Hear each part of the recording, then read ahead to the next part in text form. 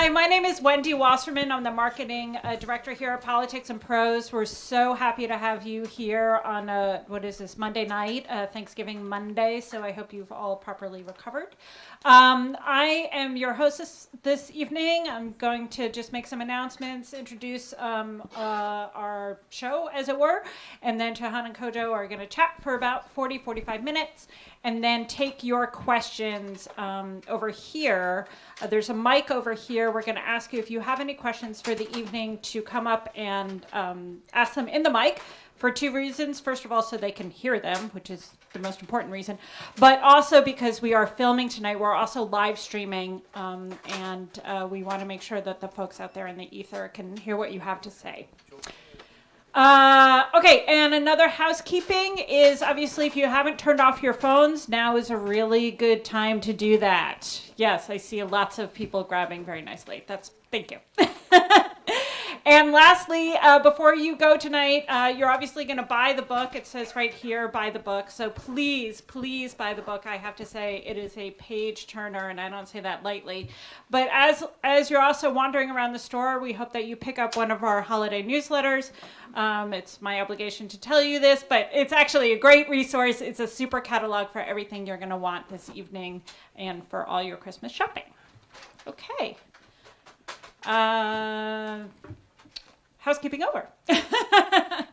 So I read this book, and as we were just talking about, I was totally obsessed. I continue to be obsessed by it. We were just talking about it, and my detailed recall was pretty good, I think.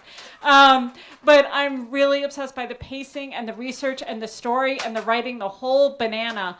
But really, my real obsession with this book is why, when we talk about domestic terrorism and city trauma associated with things like 9/11 or January 6th, why we don't talk about March 9th.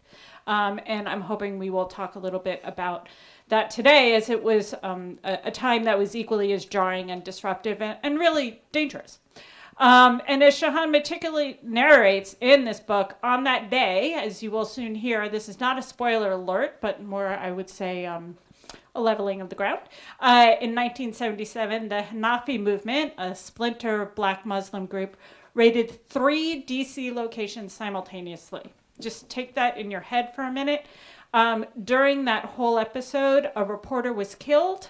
Marion Barry, who was then on the DC Council, was shot. And 149 people were held hostage at gun and knife point. So just think about that. 3 locations, 150 hostages, a coordinated attack, all on the same day. And despite bringing the city to a screeching halt and making national and international headlines at the time, and really seeding lasting consequences, which are sort of speckled around the city, the event itself seems to have evaporated from the public narrative. I don't understand that. I've lived in DC for 30 years. I have never heard anyone talk about this. And that, to me, is the biggest story of all. And it's a question that I'm hoping Shahan and Kojo will help answer tonight, why that's such a mystery, and debunk and lift the veil. So with that, let me introduce Shahan Mufti. Shahan is the chair of the Department of Journalism at the University of Richmond and a former daily news reporter for the Christian Science Monitor. He is the author of The Faithful Scribe, a story of Islam, Pakistan, family, and war. And his writing has appeared in Harper's, the New York Times, The Atlantic, and The Nation. He also tells me that he is immune to the 3-hour commute from Richmond to DC, having done it endlessly for the past 6 years. And today. And today. He's going back tonight. So he will be in conversation tonight with our local hero, Kojo Nnamdi, who is host of the Politics Hours with Kojo Nnamdi. And he is a longtime resident. And he worked at Howard University's WHUR radio in 1977 when this whole episode took place. So I know he has a lot of personal connection, as it were. So, as I said, these gentlemen will chat for a while. We'll do Q&A, and then Shahan will do a signing line. And, gentlemen? Thank you very much. Glad to be here this evening. Happy to be talking with Shahan. I, too, was fascinated by this book. It is a page-turner. That's one of the reasons I'm here. A second reason is that I was peripherally involved in the incident that took place on March 9th, 1977. The reporter who got killed was my reporter. I was his editor at the time. And so I'll tell a little bit more about that during the course of the conversation. And I am also here in my relentless effort to promote everything WAMU. And this is our Giving Tuesday starting tomorrow. So I'm asking you all to be members of WAMU and to point out that we have a great WAMU reporter standing in the back is Martin Ostermule. You go, Martin. Yeah, look around. So thanks for dropping in. Martin did a story about this book, as a matter of fact. Shahan, so glad to meet you and so glad you're here.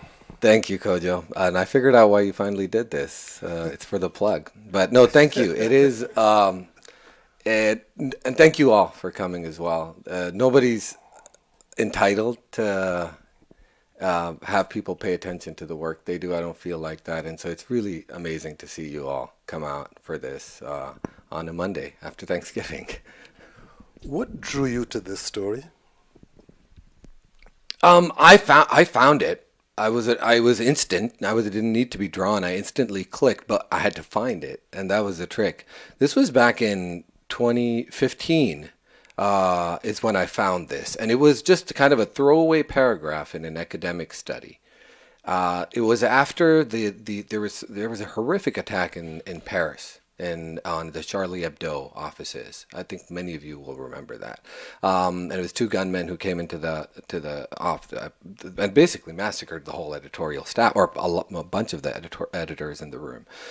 I was no longer a daily news reporter at that time. I was already teaching at the University of Richmond. I was a professor, but it was still, I was shaken by those events, and I was thinking about it, and more so, and I had to go to the classroom, and students were curious about talking. My journalism students wanted to talk about what had happened, but even more so because I had been paying attention to this running theme of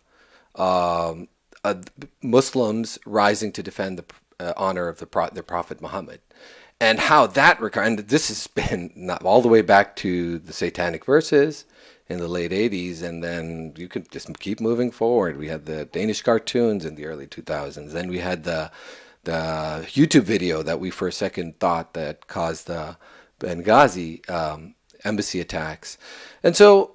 And that was the point that I had just finished my first book, and that point after those attacks in Paris, I decided I think I want to do something with this, and I was just reading around that subject, and I found this paragraph, which was just a paragraph in a study that said, and as we saw in the March 1977 attacks on Washington D.C., where gunmen took over 3 buildings in Washington and took over, and I was just blown away in that moment, because I considered myself, like Wendy was just talking about this, but I consider myself somebody who was, versed in political Islam, in militancy as well. I'd covered the war in Afghanistan, Pakistan, for the Christian Science Monitor, and I'd written about it for magazines. So I expected that I would know about this, and the fact that I didn't, that was all the invitation I needed to start digging in. I had no idea what I was getting into, but that's where it started.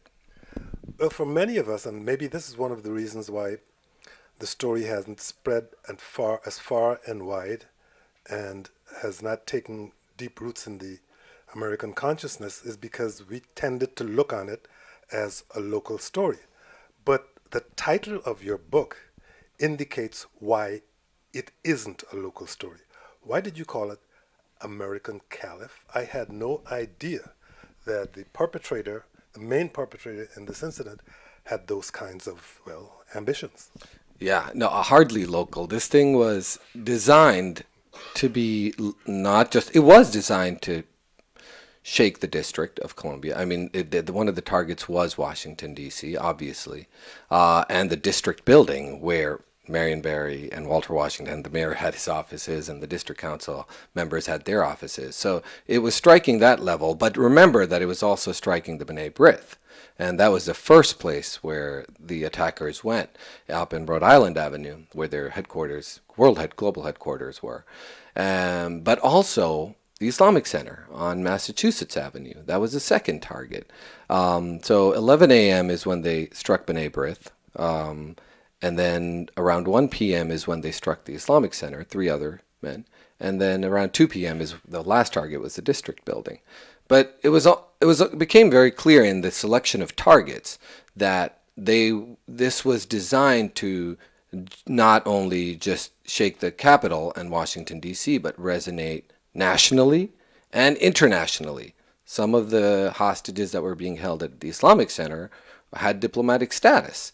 The main target was a Egyptian imam of the Islamic Center, and it worked. Within hours, within hours, the State Department was involved. A whole lot of 3-letter agencies were in the room, in the negotiating room, and President Carter was being briefed. And President Carter, remember, had been in office only about 50 days, less than 2 months at that time. So and I think you're right, I think that might explain that it may have been always viewed as a local story. And maybe when I started, that may have been the frame of mind that I was going into.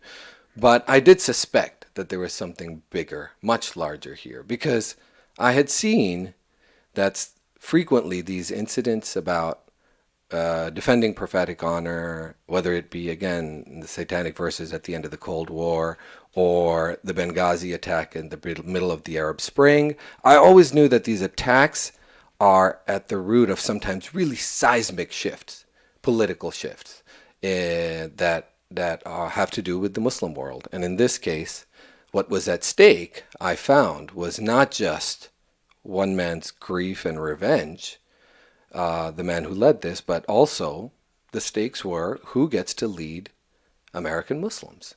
And the man who led this wanted to lay claim to that title. And this was maybe, in his mind, an avenue to that. The man's name was Hamas Abdul Khalis. If you were in Washington at the time of this incident, raise your hand, please. Which, of course, means that you all remember it probably vividly. I know I certainly remember it very vividly. But this incident that occurred in 1977 was sparked by a prior incident that occurred in 1973, which I'm also going to ask Shahad to talk about by way of giving some background to this story. That prior incident had to do with the feud between Hamas Abdul Khalis and the founder of the Nation of Islam, Elijah Muhammad. Talk about that feud and what happened in 1973. That's right. So part of this story is painful to retell even, so I cannot imagine how painful it was to live through for the people involved. So I will try to touch on that as much as I can. But yes, Hamas Abdul Khalis he's at the center of my book. He's the character at the center of my book. And the book really picks up with him. He served in the U.S. Army and quickly quit that to become a professional jazz musician with fair success. He claimed to play with a lot of people, but I even found evidence of him playing with, not the people that he had claimed to play with, but he had some success. He toured Europe as a jazz musician, one of the earlier jazz acts that toured Europe after the end of the war. And he kind of blazed the trail. The band that he traveled with blazed the trail for a lot of bigger acts to come through. But anyway, he enjoyed some success in the jazz in Harlem. He moved to Harlem. But it also in Harlem, which he found at that time was kind of the Mecca of American Islam. That's where it was all happening and brewing. And he found Islam in the Nation of Islam, which was the black nationalist separatist organization headquartered in Chicago, but with temples and mosques all around the country. This was obviously the organization led by Elijah Muhammad, but also his star deputy, right-hand man Malcolm X. And in the photo insert, you see actually a photo of Hamas Abdul Khalis, Elijah Muhammad, and Malcolm X greeting a local politician in New York. So he was at that level in the organization where he was greeting politicians along with Malcolm and Elijah, high-ranking official. He broke away from the Nation of Islam. And it's a fascinating story of how that happened. I won't go into detail, but he quickly, after breaking off, he found a mystic, an immigrant from the Bengal region of South Asia. And this mystic taught him the ways of what he called Hanafi Islam. And he created this organization, the Hanafi organization, and they created it together in New York. And then quickly, soon after, Khalis found his own disciple, star disciple, in the NBA superstar Lou Alcindor, who Khalis gave the name Kareem Abdul-Jabbar. And with Kareem Abdul-Jabbar's support, Khalis moved the Hanafi organization from a apartment pretty much in New York. They briefly took over Amiri Baraka's Black Arts Movement building in New York, but that didn't work out. It's an interesting chapter in the book, but where Leroy Jones is fight in the mix. But they quickly moved to this building in Northwest Washington. Kareem and Khalis came to D.C. to look for a new headquarters, a new beginning, a grand place to start their movement of spreading the word of Hanafi Islam around the country. And they picked that house on 16th Street. That house was the site for a terrible tragedy, which at that time was the worst mass murder, massacre in the district's history. I still think maybe is Probably to this still day is. It's again. We were just talking about this chapter. I was talking to Wendy about it, but it was a very difficult chapter to write. It was about other people's pain, but in broad strokes, 7 people lost their lives in a horrific manner that day, including a 9-day-old child Who was drowned. who was drowned in a sink. That's how small that child was. All the way, 4 other children and 3 adults. 6 of these 7 people were relatives of Khalis, his children and grandchildren. One of them was an associate. One of Khalis's wife, he had a few. One of Khalis's wife was shot in the head half a dozen times. Another, and a daughter was shot in the head about 8 times, I think. Both of them survived and then served as witnesses in a series of trials that happens between 1973 and 77. And those trials are in some ways what brings this really volatile moment to a boil eventually in 1977. But that was kind of where things start to happen. If not in the breakaway in Chicago where he feuded with Elijah Muhammad, in 1973 when the members of the Nation of Islam come to the house and murder Khalis's family and associates, that's where it really picks up speed. Khalis had taken to calling the founder of the Nation of Islam by his Christian name, Elijah Poole, as a way of insulting him. And he did it often, he did it loudly, he did it deliberately. And my own knowledge of the association of Abdul Kareem Jabbar was at that time in the early 1970s. I was living on S Street Northwest, and I was getting out of my car when a taxi cab pulled up, and one of my neighbors got out, and as I looked in the cab, I saw Kareem Abdul-Jabbar sitting in there, and then my neighbor said, yes, they had come in at the airport together and happened to get in the same taxi. Of course, in those days, DC taxis could take several passengers to different locations. And she said he explained that he had friends and family here in this house on 16th Street. And I don't know about any of you, but I go up 16th Street. I live right off of 16th Street. I can't think of a time when I have driven up 16th Street and not looked at that house and remembered what happened. It just stays with you forever. And I should say, Kojo, they lived on that house, and they were great neighbors. That was the thing. This was as far as anybody could tell, until the murders happened and the massacre at the house, nobody's even, they were Muslim, they were practicing Sunni Muslims, so they dressed in a certain way, but this was a really prosperous mixed neighborhood. There was a lot of Howard University folks who lived in this area, Bernard Shaw, your colleague, lived not too far away. Max Robinson, the WTOP reporter who then went on to host the evening news with Peter Jennings, he lived in the neighborhood. So they were great neighbors, and nobody suspected that right under the surface there was this feud boiling with Elijah Muhammad. And Kareem was in and out of the jewelry store business they had, and Kareem was a fixture.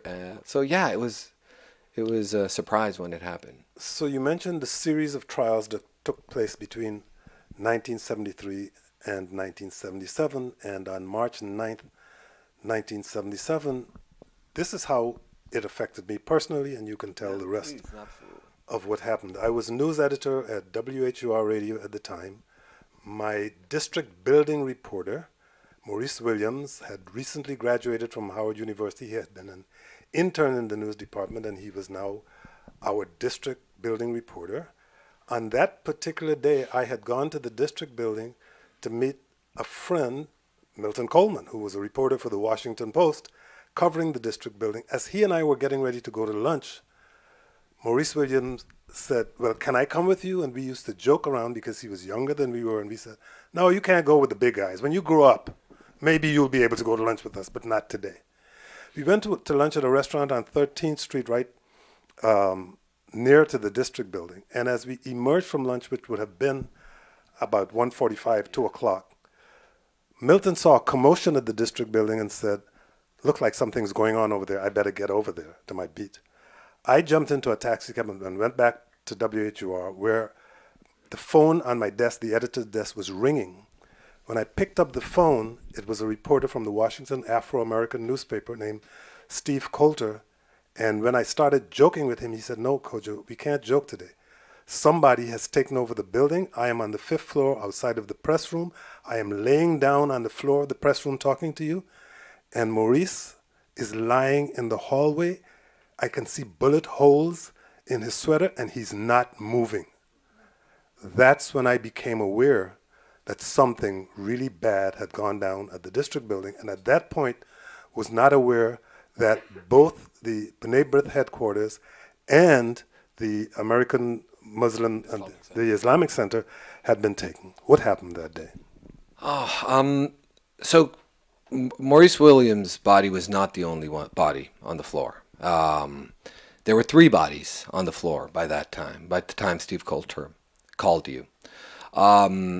Steve Coulter was right next to Maurice Williams, by the way. I don't know if you know that, but he was standing. They were walking towards the mayor's office when the bullets came from behind and hit Maurice Williams. They came out of the elevator together. Yes, so they were coming out of the elevator and they were headed towards the mayor's office when the bullets were fired from behind, and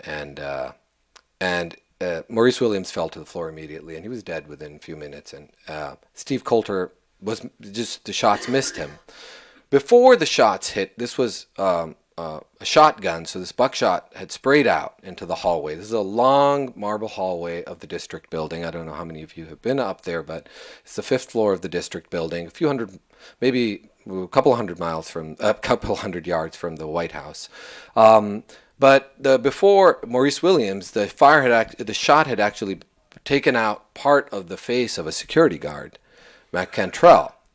And he was slumped on a pool of blood behind Maurice Williams. The shot hit Maurice Williams through the back, punctured his lung, and then some of the shrapnel, so some of the buckshot, then travels further down the hallway, and that's where Marion Barry is hit.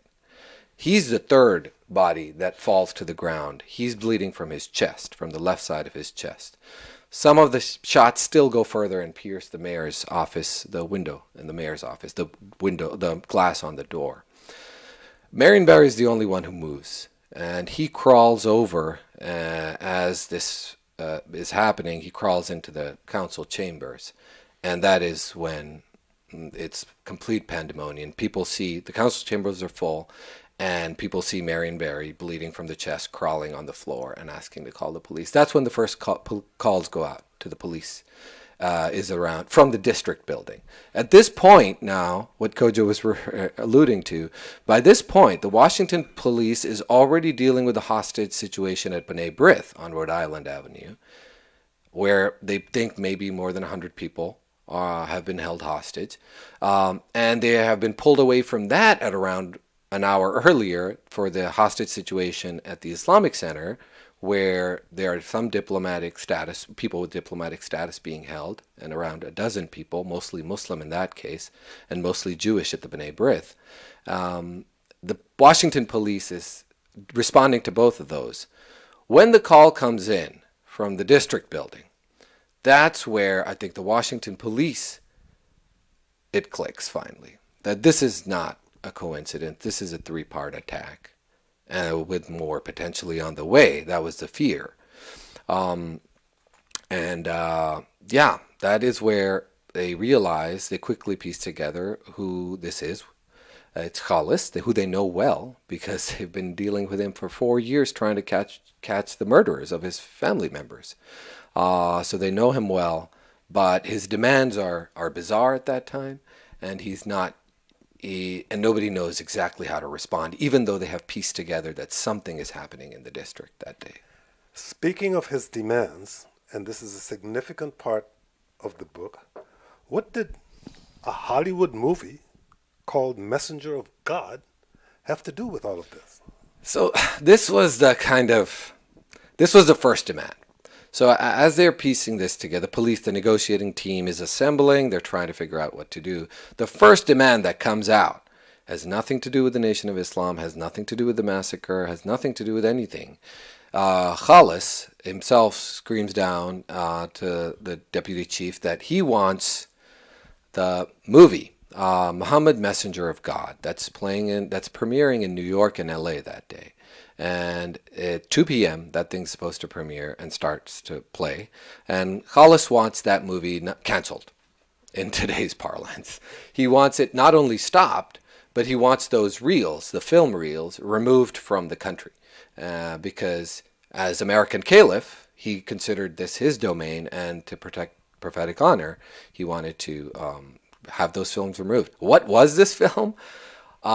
This was a film, and like you said, Kojo, a big chunk of the book about what's happening in Washington, D.C. actually traces how one of the most expensive films in film history gets made in the Libyan desert and the Moroccan desert in 1976. Well, a whole through the 1970s, pretty much. It takes about a decade to make this film. But this is the brainchild of a man named Mustafa Akkad, who's a Syrian immigrant to the United States from Aleppo, who was born in Aleppo, came as a student to UCLA with just one dream of making it big in Hollywood. And in the late 60s, he came up with this idea that Americans didn't know anything about Islam, they didn't know much about Muslims, and that he wanted to create the ultimate media product to educate all of Americans about Islam and Muhammad. And that was a movie. It had to be huge, it had to be epic, it had to be David Lean, and it had to be Lawrence of Arabia, but Muhammad instead. And he achieved this, but only after some serious triggering some serious geopolitics in the Middle East, and only after the young, at that time, Libyan dictator Muammar Gaddafi came to his aid when, at a point where the movie was about to fail, and decided to bankroll the entire project, provide him complete cover in Libya, and allow him to finish this film. It was an epic, the journey was epic, and it cost $17 million. At that time, now, just as comparison, Star Wars, which came out that same year, cost $11 million. This was massive. And a lot of this money had come from Gaddafi. Believe it or not, and this is what I think I try to tell in the book, it was the geopolitics of this movie and this movie getting made and Hamas Abdul Khalis and his life. This is where they are intersecting, is in the geopolitics of the Middle East. As Hamas is looking to the region to get recognized, Akkad, the filmmaker, is doing this at home to get recognized. And so the film is supposed to be showing at 2 p.m. that day. Yes. In New York. You can imagine the frantic phone calls going between Washington and New York trying to stop the film from being showed because Hamas wants to be seen as the American Caliph. He wants to be seen as the person who despite all of the controversy over this film in the Muslim world itself, to be seen as the one who saved Muslims in America from the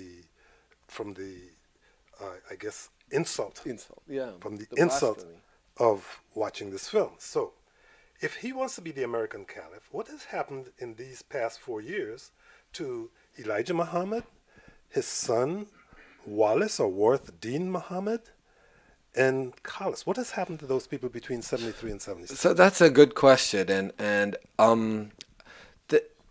while Carlos and the Hanafi community and his family are going through trial after trial after mistrial after trial after a new trial, they are just caught in a series of trials trying to get these 7 men behind bars. While the Hamas Khalis is going through this, the Nation of Islam is just getting catapulted to new heights. By this time, Malcolm X has died, which the Nation of Islam had planned his assassination after he had made his own attempt to break free and get recognized as the American Caliph in Muslim capitals. He died as soon as he came back from Mecca. Malcolm X was gunned down in Harlem by Nation of Islam gunmen. Meanwhile, after that, Elijah Muhammad finds his own new poster child or hero or ambassador, which is heavyweight champion Muhammad Ali. And Muhammad Ali just kind of catapults the Nation of Islam to a new level of global recognition. Muhammad Ali is a global champion. So the Nation of Islam is completely, it's just on an upward trajectory like never before.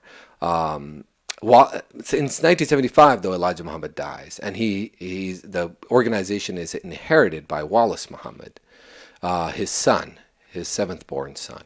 And Wallace Muhammad quickly revamps the organization. He kind of makes it a Sunni organization, and in some ways a lot like what Hamas, the organization that Hamas Khalis was here leading along with Kareem Abdul-Jabbar, or at least supported by Kareem.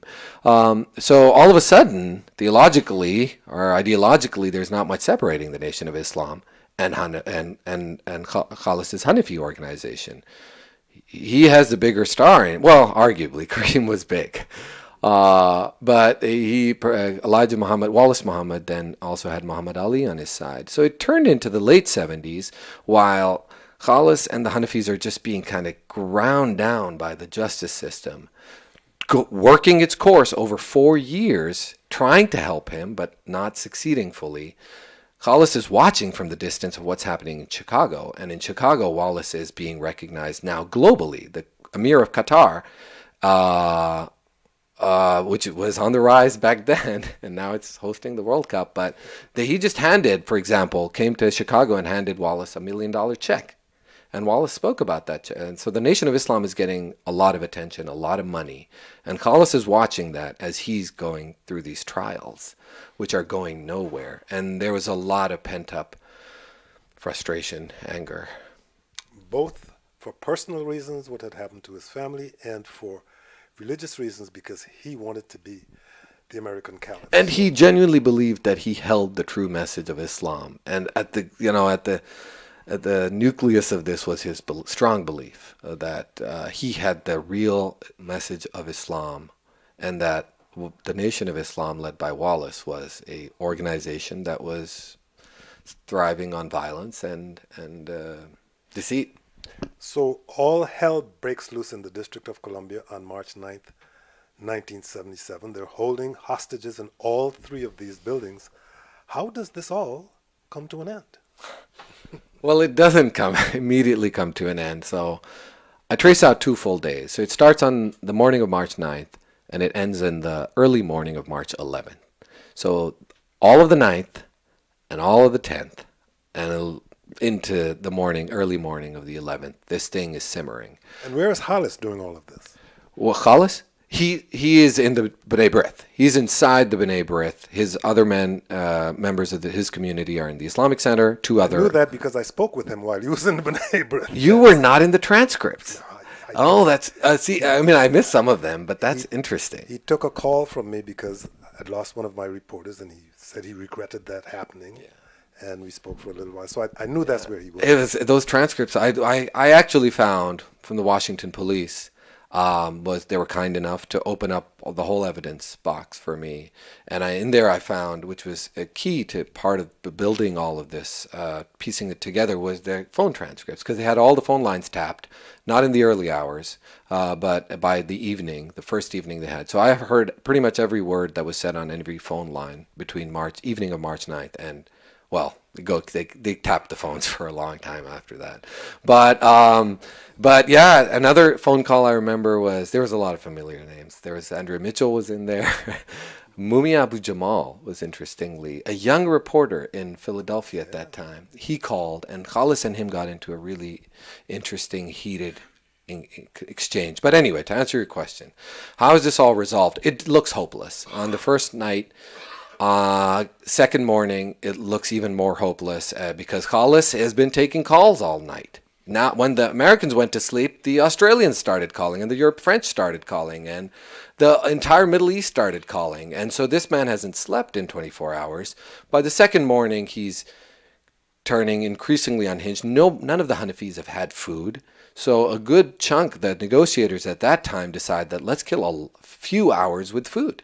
And so then they go back forth. All the transcripts are just like menus of like, do you want peanut butter with that? What flavor of menthol cigarettes? So it goes, I mean, there was hours of this stuff, but it was just buying time because they had no plan. This changes when they have surprise help from three Muslim ambassadors. One from Egypt, Ashraf Ghorabal, one from Pakistan, Yaqub Khan, and the Iranian ambassador. The last ambassador The Iran Post ever of sent. Washington. He was, yes, and caviar, with the side of caviar. He had just ended a relationship with Elizabeth Taylor at that time. He was very heartbroken over that, he said. I met him. He died, sadly, last year. The Post ran an obituary of his. But I met him. I had the chance to meet him before he died. But he was very heartbroken. Ardashir Zahedi. Ardashir Zahedi, yes. Whose name was always in the style section of the Washington Post. These three men, as if the story wasn't unbelievable enough at this point, but these three men step forward and offer their services to the United States through the State Department and say, what they offer is that we are willing to go inside the B'nai B'rith building, unarmed, and meet Khalis and try to secure the release of at least the Jewish hostages in the B'nai B'rith, and also try maybe some in the Islamic Center in the district building. They're all obviously Khalis is very paranoid. The ambassadors, eventually it's decided the ambassadors would be escorted by the police chief and one more very central character, Joe O'Brien, the homicide chief, who had a very intimate, close relationship with the Hanafis, old Irish-American cop who Khalis trusted because he had investigated the murders for his family. So it's a very tender relationship. But when O'Brien is thrown in the mix, Khalis agrees. Everybody had to be unarmed, but these three ambassadors walk into the B'nai B'rith and sit down at a table with Khalis, and then they talk for 3 hours. And that conversation I recreate in as much detail as I could, having spoken to two of the surviving people in that room. And they come out. One small detail. Yeah. Some people might be wondering, why the Islamic Center? What beef did Khalis have with the Islamic Center, and who was running it? Well, I think you'd understand at this point that Khalis did have a beef with just generally the leadership in the Muslim world, because they were throwing their weight and cash behind Wallace. And that had been decided in the Middle Eastern capitals. It had been decided that if they want a toehold in the United States, if they want representation in the United States and have an alliance with Muslims in this country, Wallace was the one to go with. Khalis did not agree with that, and he was trying to drive a wedge between. Well, if you read the book, you'll see that it was a tension between Egypt and Saudi Arabia that Khalis was trying to exploit and try to get the Saudis to pay attention to him by taking this grand stand against a movie that the Saudis did not like. They never liked the idea of this movie very much. But anyway, that was the Islamic Center. But the ambassadors, that's why they made sense at that time, because Khalis, in some ways, he had a gripe with the courts, he had a gripe with the district building, but in some ways, the people he really wanted to talk to were the capitals. Cairo, Islamabad, Tehran, Jeddah, the Muslim capitals, and the ambassadors provided that platform to him through some real drawn out, painful negotiations, fascinating negotiations in which Holy Scripture was quoted, and basically on the basis of that Holy Scripture, the ambassadors were able to get a verbal commitment that Khalis would not only release some of the hostages, but all of the hostages, and without harming them. Of course, that was just the ambassadors who had no authority to do anything. So then, once that verbal agreement had been reached, then the real challenge was moving this up the chain, where it did go all the way up in the district to Walter Washington, and President Carter in the White House, who was getting suited up for a ball because James Callaghan, the British Prime Minister, was visiting, just as Yitzhak Rabin, the Israeli Prime Minister. So all of this was happening just, by the way, while Yitzhak Rabin, the Israeli Prime Minister, was in Washington, D.C. And Khalis, and Carter and Rabin were discussing the 1967 borders.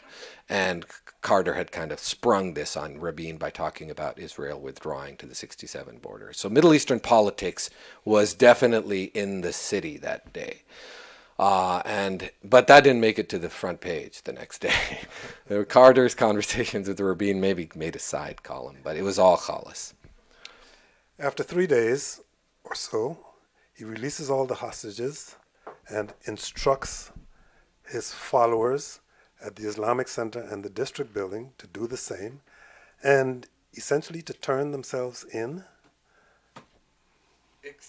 Yes, it turned themselves in, except what the deal Khalis worked out, which is possibly even more remarkable than everything else that had happened, was that Khalis secured a release for himself. So Khalis, at the end of all this, walked into his bedroom and slept on his bed before hostages were even in their homes. So Khalis went home that evening, and got a good rest that night, and woke up and went for a drive the next day.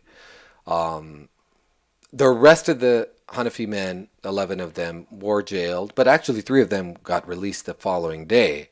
And then it was just chaos on Capitol Hill.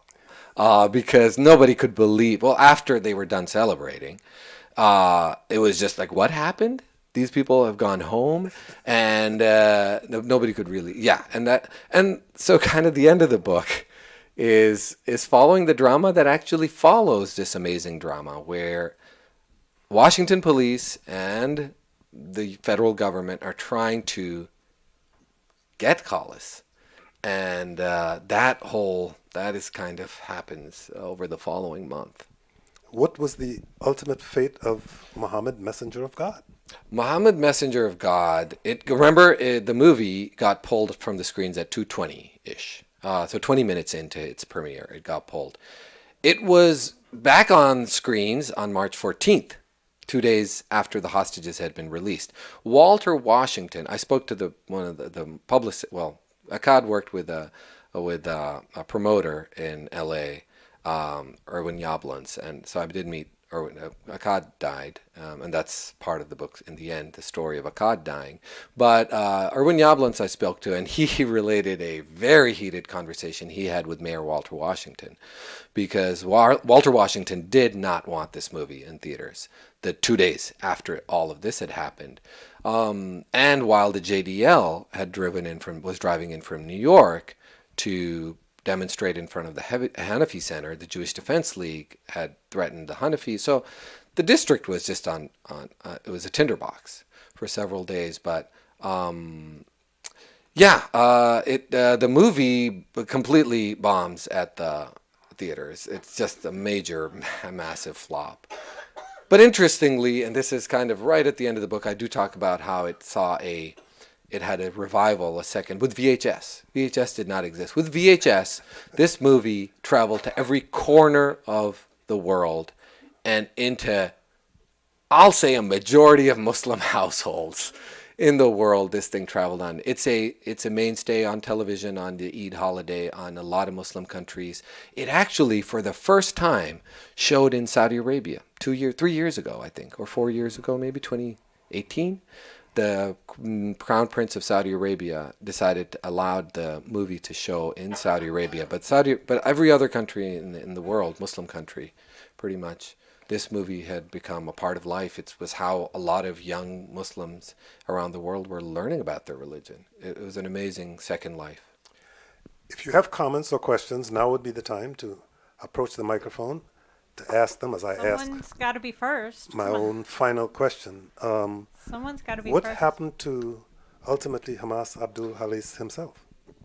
Khalis eventually he died in 2003. He never gave up on freedom. He never believed that he should have been imprisoned.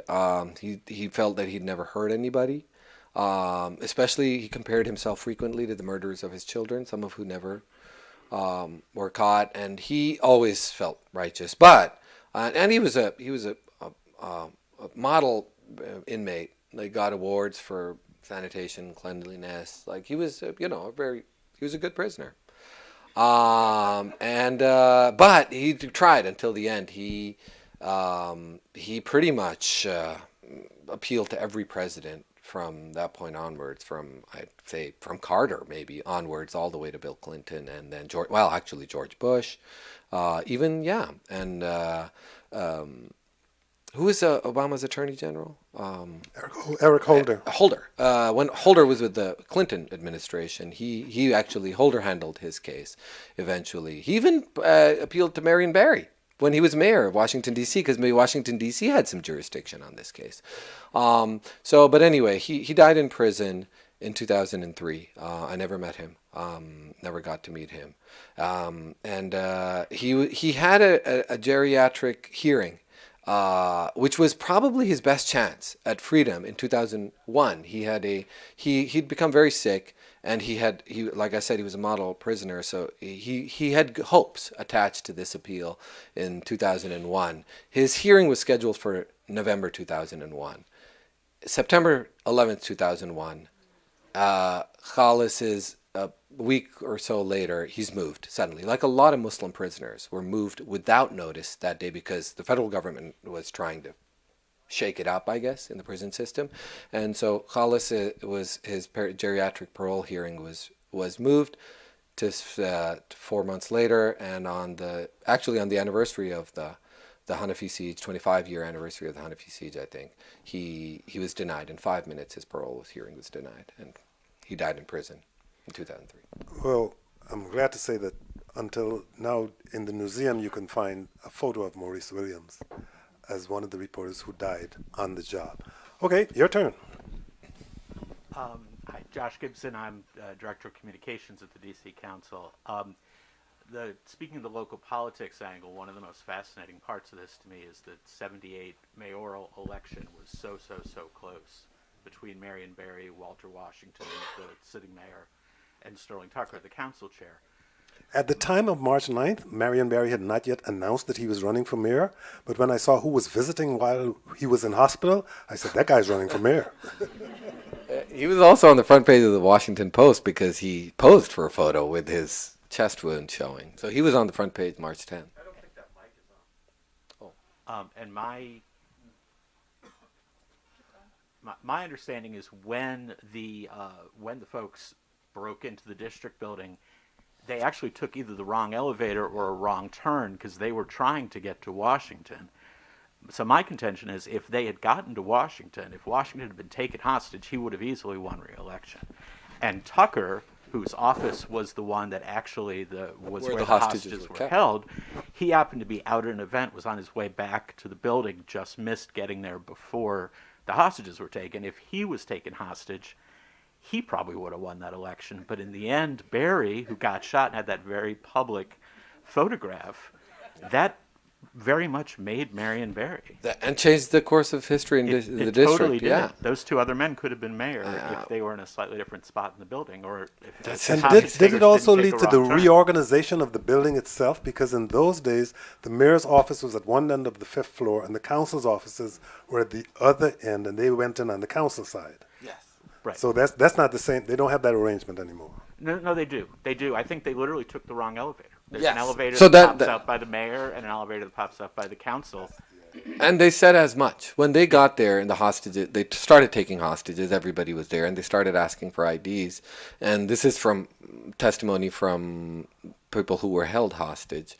But yeah, they commented so the on how siege they had had taken. an oops moment? Oh, yes. They said we took the wrong turn. They wanted Walter Washington. And they did try later in the negotiations on the first night, they did offer to exchange some of the hostages, which included Sterling Tucker's press secretary, Alan Grip, and several, Nadine Winter's son was one of the hostages. They offered to exchange some of the hostages in the district building for Walter Washington. But Maurice Cullinan, well, I don't know if Walter Washington was even considering it, but the way Walter Washington told the story at that time was that he was willing to exchange himself, but that Maurice Cullinan, the police chief at the time, who led the negotiations, he didn't allow it. And Maurice Cullinan is not here today, but he is up in Maryland now, and he was a very valuable source for me. Bill Rice. Hi, I'm Bill Rice. And I read somebody's account, I can't find it now, about the placement of the press room. And I think it seemed to imply that you said it's around the corner, which is where it is now, from the council chamber. That's not where it was then. It was right next to the council chamber, to the right of the council chamber, yeah. Yes, I just wanted to make that correction. And Maurice, Steve, and Marion Barry were all coming out of the elevator. And in the case of Maurice and Steve, headed toward the press room, and in the case of Marion Barry, headed to his office. I do have a 503, yeah. Who was it? Marion. I do have a question for you. You mentioned your source, the D.C. Police Department opened their files. Yeah. Can you talk about your other sources, and what are you going to do with all your material? Are you going to give it to some institution? Could you talk about that? Well, I should talk to the district building about this. Josh was okay. just here. Yeah, yes. No, but I'm glad you asked that. This is journalists, reporters love to talk about all the work that they did, which, it doesn't show in the story. I do have a pretty detailed note on sources because I wanted to be very clear and upfront about how absolutely solid this story is, the way I've reported. There's a lot of dialogue. I haven't even made a word of dialogue up in this book. It's all from transcripts or from, So there were a lot of this book took me close to 7 years. Like I said, Charlie Hebdo was 2015. That's when I started working on this book. And I just come out. I had to, and I realized that over 6 years, over all these decades, there's a lot of kind of sediment that settles over memory, but also evidence and facts, and I had to dig a lot of it up. This came in the form of finding people. Obviously, people are alive and around and still in the district who I tracked down and who told me what they remembered. But also just a phenomenal amount of documentary record, just public records. Again, remember, there was a lot of people in that room, in the negotiating room, in 1977, in the hostage taking. There, I filed Freedom of Information requests with every agency in Washington, D.C. and Virginia, and a bunch of the Secret Service had records that they turned over. And I wasn't expecting the Secret Service to have such very important records, but they did. Dating all the way back to the 60s on Khalis, let alone the FBI that had tens of thousands of, going back to the 1950s, the FBI was watching Khalis and had named, and he was on the security index, which means that he was in a very select few hundred people in the country who was on a specific security index list for the FBI. Add to that countless trials, really. There were the trials of the murders, and then the trials that followed the actual hostage taking and the siege. The murder trial, when it happened, was the most elaborate trial. This was a new district. This was actually home rule time. So the new court system had just been established in Washington, D.C., and this was, at that time, possibly remained for a while, the biggest, most elaborate. The murder trial was the most elaborate trial that had ever happened in Washington, D.C. It cost a phenomenal amount of money. The jury pool was 600 people. They couldn't even fit it in the courtroom. They chose from that kind of jury. So there was tens of thousands of pages of record. The U.S. Attorney's Office also saved a lot of their records on this case in the National Archives, which was just sheer luck on my part to find that, because without that it would have been impossible to recreate all that. I could go on, but I'm going to stop. Well, like I said, we love to talk about this stuff, and it was I very do have satisfying. one specific question. Did you get anything from the defense attorneys? And as I said, are you going to give your material to some institution, I hope? Absolutely. I think it will Okay. be time to share this very soon, as soon as I can gather it. But which defense attorneys did you? Any defense Well, attorney? the most prominent one you know was For a the former hostage judge, taking? a former judge in this. Yes. Oh, Harry Alexander died. Yes, You yes, So Harry Alexander is a big character at the end of the yes, book. yes, yes. Thank you. And Harry Alexander I never spoke to, obviously, but I just spoke to probably dozens of attorneys through this who were dealing with this whole murder and the hostage taking. Okay, And thank you. one final tidbit has to do with the person in the book who he didn't get a chance to talk to, one Kareem Abdul-Jabbar, who seemed to be less than interested in participating in this project. I'm saying nothing about Kareem. I hope Kareem reads the book, and I hope he enjoys it, or at least yeah. Because we interviewed Kareem. Oh, you did? I'm Mark Toohey, and nice to see Kojo again, and nice to see Shahan. I was one of the prosecutors in the case, and we lived through all that. Yeah, we did interview Kareem, and I actually had played against him in high school years ago. But we talked to him, and he was very loyal to Khalis and to the movement, and he was very matter of fact. We also interviewed Muhammad Ali, because he was on the other side of the equation. Right. But I just wanted your book. I'm just going to say that Kareem actually did eventually break away from the Hanafis. He saw after this, Kareem couldn't take it. Kareem was very, I think, disturbed by all these events and then just stopped. But at the time. At the time, he was very much associated, yes. But I want to just one little vignette. That night, the first night, on the 5th floor of the district building, it was in front of Sterling Tucker's office. They blew out the glass, and there was a barricade of about a dozen MPD officers. But everything was shot out. I was up there that night with the homicide folks, and if you looked out of the city council chambers, as I'm looking at you, and I was 20 feet from the hostages who were tied, roped, guns to their head, and exchanges back and forth between Hook Trailer, you may remember Kojo, who was head of the Barricade Squad. It was a very, very tense situation, and it could have gone. And frankly, I give Collis the credit for holding them back, because there were a couple of tough guys. They'd already blown out the back of a legislative assistant in Sterling Tucker's office, and of course they fired the shots that killed Maurice Williams. So it was a very tense night, but a lot of credit, you said it already, a lot of credit goes to Joe O'Brien, Maurice Colony, Earl Silbert, the U.S. Attorney at the time, and the 3 ambassadors. It could have ended very differently than it did, but you have added to it. Listening to you tonight, and I've got your book, you've added nuance that people didn't think about for a long time afterwards, that has really ramifications around the world. And I appreciate you writing the book. We've talked about it before, but you've done a good job. Thank you, Mark. I appreciate that. Oh, it's good to see you, Mark. Mark and I spent several hours over a few years talking about this stuff. Thank you. I think we have one more. Excuse me. Hi, I'm Michael Brody. I have one question and then a comment.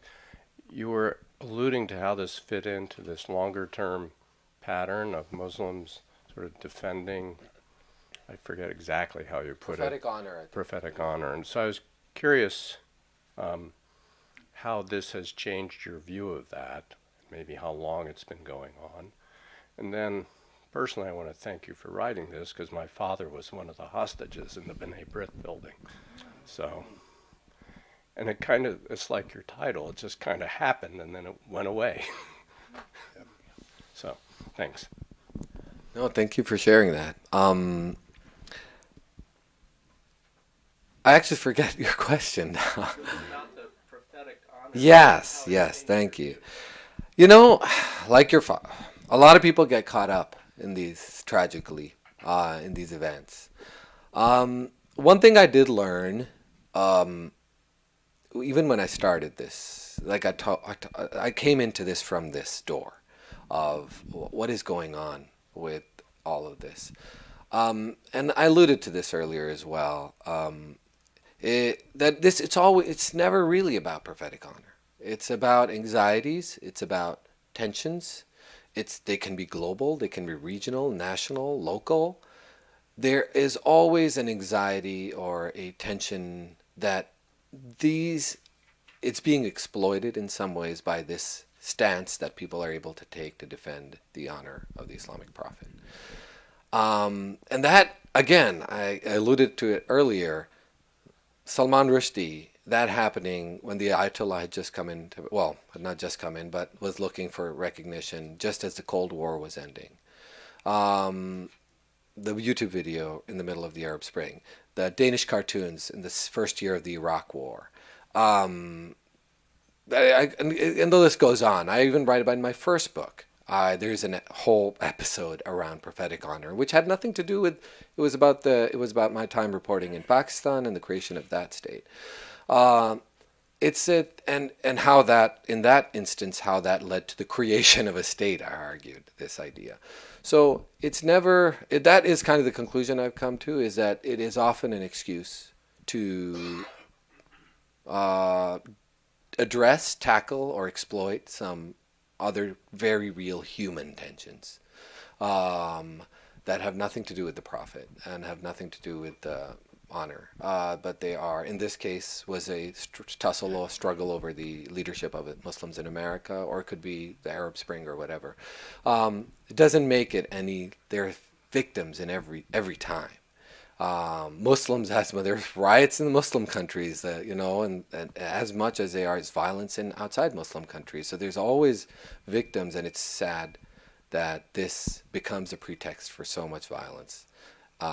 And your father just happened to be one of the people who got caught up in it. And I spoke to many who were asking the same question, who were still trying to make sense of it 40 years later. Some didn't even want to talk to me, to be honest. They couldn't even revisit any of those moments, and I absolutely had to respect that. I attended I guess it was on the 40th anniversary. Yes, I was there. Oh, you were there? Okay. Okay, great. One of the things that kind of was something I wasn't thinking about, but reality is that the people who did the murders at the 16th Street house had done their time and were living in Washington. Did you attempt to reach out to them? Oh, absolutely. A lot of this is based on my interviews with the hostage takers. I'm sorry, this wasn't the hostage takers. I mean the murderers. The murderers. Oh, the 1973. Yes, I'm sorry. The closest that only one of them survived, who I tried to reach out to, and I couldn't. He's in, I think, Pennsylvania somewhere in a prison. He's actually the one that whose trial was still pending when Khalist and the Hanafis took the hostages. It was still a trial pending at that time. It hadn't ended for the Hanafis at that time, which was part of the reason why Khalist, I think, snapped, because there was a mistrial in October before the hostage taking. Luckily he wrote a self-published memoir that I bought off Amazon. Okay. And I read that thing. Okay. In the memoir, he denied his involvement. He was never convicted for that crime. He was never convicted for that crime. Wow. He is believed to be one of the men who drowned the baby. And he was never convicted for that crime, but he spends this was a massive organized crime operation. So there was a dozen other convictions that he had. So he's still in prison to this day. Did any of the killers ever give up the fact that they were working for the Muslims? For the Nation For of the Islam. Nation of Islam? Yes. That's an interesting tension in the book where the U.S. Attorney's Office, actually, Earl Silbert, was for a while, after some of the convictions, was actually not explicitly saying, but saying that we're not done yet. Earl Silbert who's not in the crowd today. Oh my God, I'm so sorry to hear that. I did send him an email.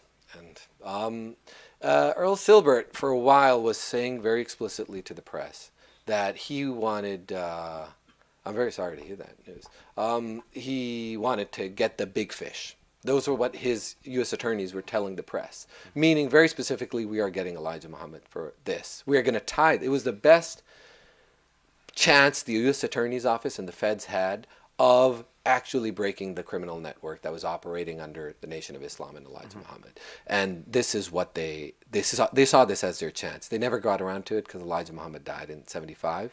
And then they gave up, and Wallace started cooperating with the federal government very closely to clean up the organization.